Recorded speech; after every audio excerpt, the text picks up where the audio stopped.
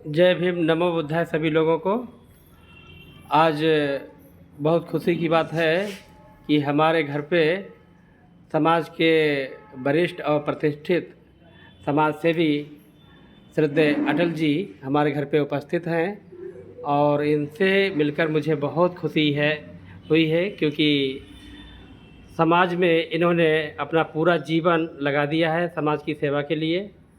और इनके विचार जो हैं काफ़ी अमृत के समान हैं लोगों के लिए, और हम लोगों के लिए काफ़ी ज्ञान दे सकते हैं, काफ़ी जानकारी दे सकते हैं, काफ़ी इनको अनुभव है समाज का, और बराबर समाज के लिए कार्य करते रहते हैं। तो आज हमारे घर पे उपस्थित हैं, मैं इनका बहुत स्वागत करता हूँ, अभिनंदन करता हूँ। और साथ में समाज के अच्छे सम्मानित व्यक्ति समाज की सेवा में भी कार्य लगे रहते हैं।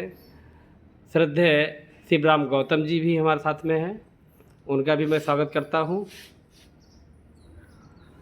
और मैं चाहता हूं शिवराम गौतम जी से कि हमारे बीच में जो अटल साहब जी बैठे हैं, इनसे इनके बारे में थोड़ा बताएं, अपना परिचय भी दें साथ में।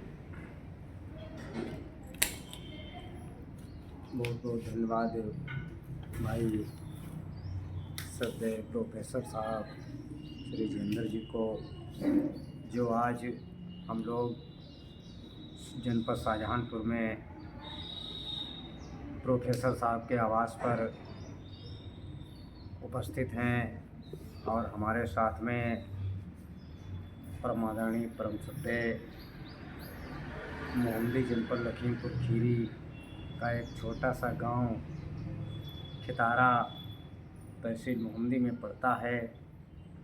आज हमारी उम्र लमसम 42 साल होने जा रही है, और जब से मुझे होश आया, समझदारी हुई, जब से मैं देख रहा हूँ कि हमारे मोहम्मदी ब्लॉक में परम आदरणीय परम श्रद्धेय श्री गोधनलाल अटल जी समाज के बीच में रहते हैं, और ये काफ़ी दिनों से समाज का काम कर रहे हैं, लोगों को जा कर जगाने का काम करते हैं। शायद ऐसा ही कोई लखनऊ मंडल में जनपद बचा हो जिस जनपद में इन्होंने समाज का काम नहीं किया हो। हमारे हिसाब से तो ऐसा नहीं लग रहा है कि कोई जनपद इनसे बचा है, क्योंकि 22-23 साल के बाद में हर व्यक्ति समझदार हो जाता है, और जो उनके परिश्रम को देखते हैं तो हम लोगों की एक जिज्ञासा होती है कि हम लोग भी लगकर इनके साथ में समाज का काम करें।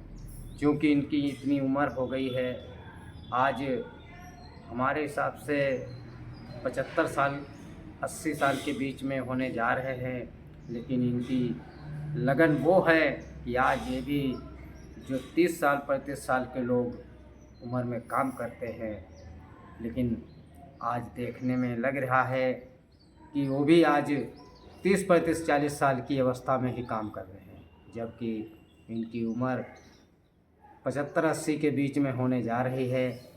तो साथियों, ये भी एक लगन की बात है, वास्तविक एक चर्चा करने का विषय है कि समाज में यदि अगर लोग आदरणीय अटल जी की तरह हो जाएं तो ये समाज कभी पीछे नहीं होगा, और बाबा साहब के मिशन और कारमा को हम लोग अच्छे ढंग से आगे बढ़ा लेंगे। लेकिन साथियों, हम लोगों को समय और विचार बदलने की बात है।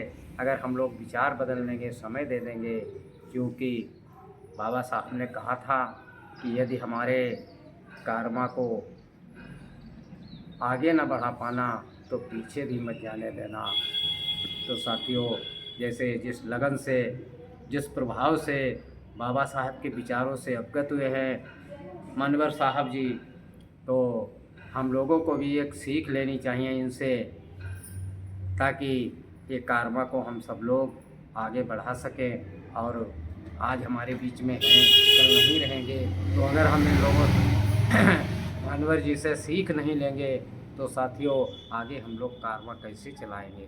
तो मेरा मानना है कि हम सब लोग मिलकर प्रतिज्ञा करेंगे और इनके कारवां को, इनके विचारों को हम लोग हमेशा आगे बढ़ाने का काम करूँगा। आए परम आदरणीय परम श्रद्धेय श्री अटल जी अपने विचार रखें।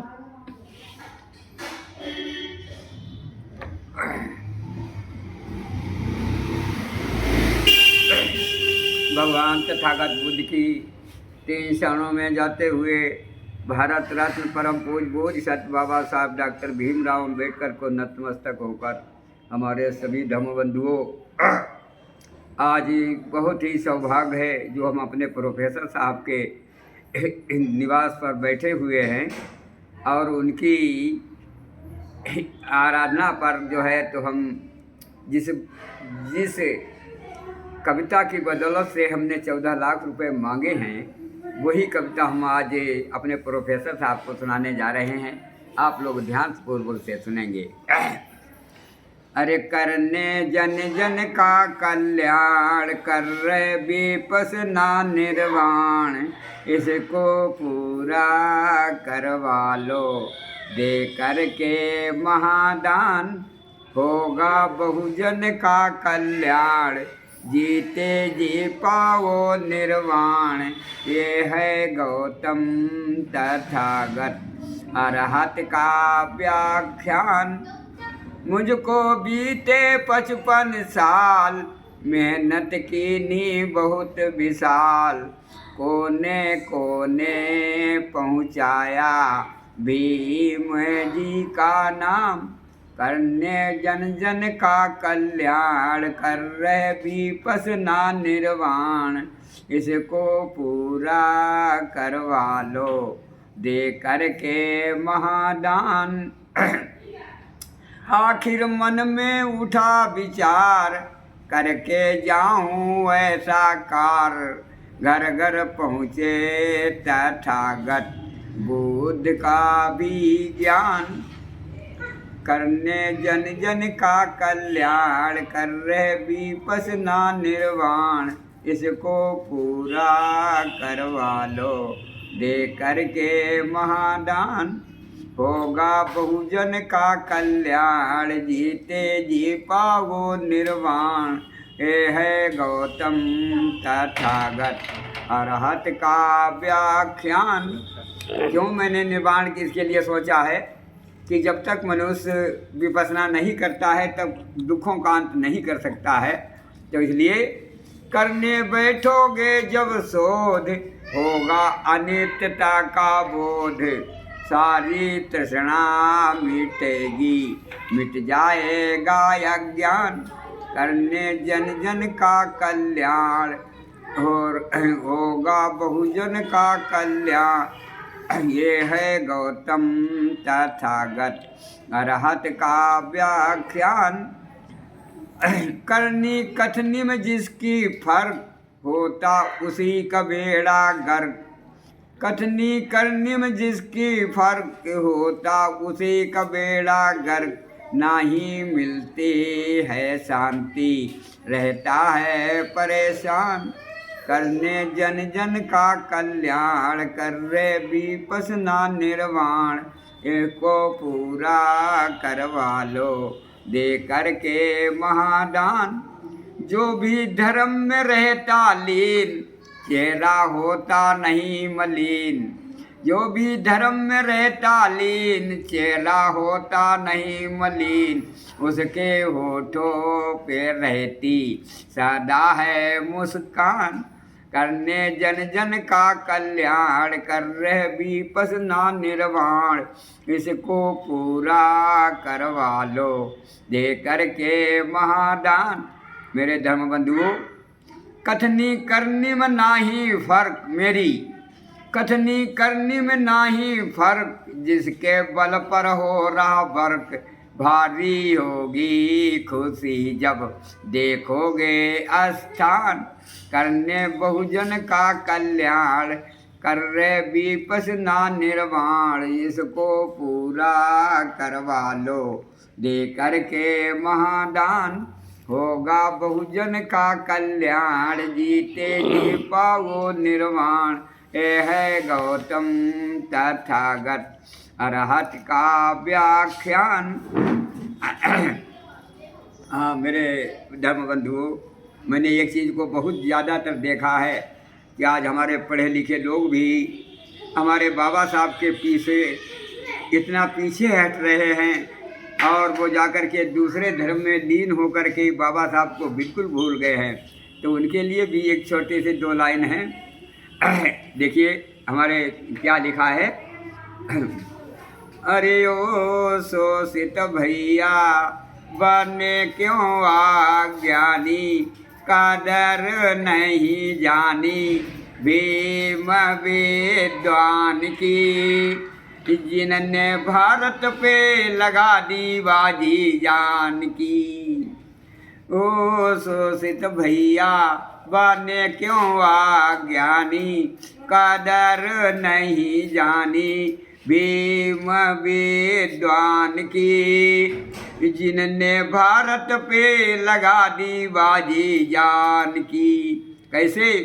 जिस दिन मात पिता ने इनको पढ़ने को बिठलाया, बड़ी दुर्दशा थी दलितों की, बाबा ना घबराया।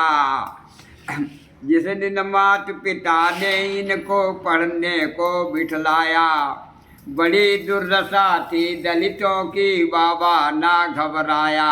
होता क्या था? खाना खाकर के मेले ताना पानी, है दुख की कहानी ये उसे विद्वान की, जिसने भारत पे लगा दी बाजी जान की। यो शोषित भैया बने क्यों अज्ञानी, कदर नहीं जानी भीम विद्वान की, जिसने भारत पे लगा दी बाजी जान की। एमए करके बीए करके एमए की ना बैरिस्टर। एक तो बाबा साहब जिस समय पर लंदन के अंदर पढ़ रहे थे, तो उस टाइम पर जो थे दादा गायकवाड़ का जो दीवान था, उसने झूठा पत्र लिख करके और बाबा साहब को बुला लिया बड़ौदा स्टेट में। तो जो है तो उन्होंने, लेकिन फिर भी जब दादा गायकवाड़ ने देखा कि आज हमने जो डॉक्टर अंबेडकर को छात्रवृत्ति देने का वादा किया था वो पूरा अभी नहीं हुआ है और अभी इनकी पढ़ाई पूरी नहीं है, तो बाबा साहब ने कहा तुम कैसे आ गए हो लंदन से? बाबा साहब ने बताया कि आपके दीवान की चिट्ठी हमारे पास में पहुंची और उसने बताया कि जो पैसा मैंने कर्ज में दिया था, वो छात्रवृत्ति के रूप में दिया था, वो आकर के मेरा अदा करो। बाबा दादा गायकवाड़ ने जब उस चिट्ठी को देखा, दीवान को बहुत फटकारा और फिर भी जब दीवान पैर पड़ गया तो बाबा से दादा गायकवाड़ ने उसको माफ़ कर दिया। तो आखिर में क्या होता है, बाबा साहब दादा गायकवाड़ ने बाबा साहब को डिप्टी जनरल अकाउंटेंट बना दिया। लेकिन समस्या क्या थी कि रात पार्कों में कट जाती, दिन दफ्तर में कट जाता। रात पार्कों में कट जाती, दिन दफ्तर में कट जाता। रहने को नहीं जगह मिले ये सुन के कलेजा थर्राता। रहने को नहीं जगह मिली ये सुन के कलेजा थर्राता। भीम दुखी आए लौटी घर आए, ये महिमा हिंदू धर्म की, जिनने भारत पे लगा दी बाजी जान की। ओ शोषित भैया बने क्यों अज्ञानी, कदर नहीं जानी भीम विद्वान की, जिनने भारत पे लगा दी बाजी जान की। जय भीम, नमो बुद्धाय। बहुत बढ़िया आपने सुनाया। और आपका जो पहला जो कविता है जो आपने अपने विपासना केंद्र पर जो लिखी है हाँ जी, वो बहुत बढ़िया है। उसमें जो शब्द हैं और वो काफ़ी लोगों को ज्ञान दे रहे हैं। जी। जैसे कि करनी कथनी में आपने उसमें बात जो की है, तो वास्तव में एक पढ़ा लिखा व्यक्ति, एक अच्छा पुरुष, महान पुरुष, उसकी कथनी करनी में अंतर नहीं होता है। हाँ बिल्कुल। और सबसे बड़ी। बाकी अगर हम जो देखते हैं, जो लोग जिन्हें अच्छी समझ नहीं है, जानकारी नहीं है, तो वो कथनी उनकी अलग होगी, करनी उनकी अलग होगी, कहेंगे कुछ और, हाँ, करेंगे कुछ और। तो इसमें आपने इस बात को खुलासा किया है। तो वास्तव में इंसान को कथनी करनी में अंतर नहीं होना चाहिए। और कहने का मतलब खाली फरेबी वाला जो झूठा जीवन है वो नहीं जीना चाहिए। तो बहुत बढ़िया आपकी कविता लगी है, और ये कविता काफ़ी दूर तक, जहाँ तक हम समझते हैं, पहुँचेगी, काफ़ी लोग सुनेंगे और इस कविता की से ज्ञान लेंगे। और बहुत बहुत धन्यवाद, साधुवाद आपको इस कविता सुनाने के लिए।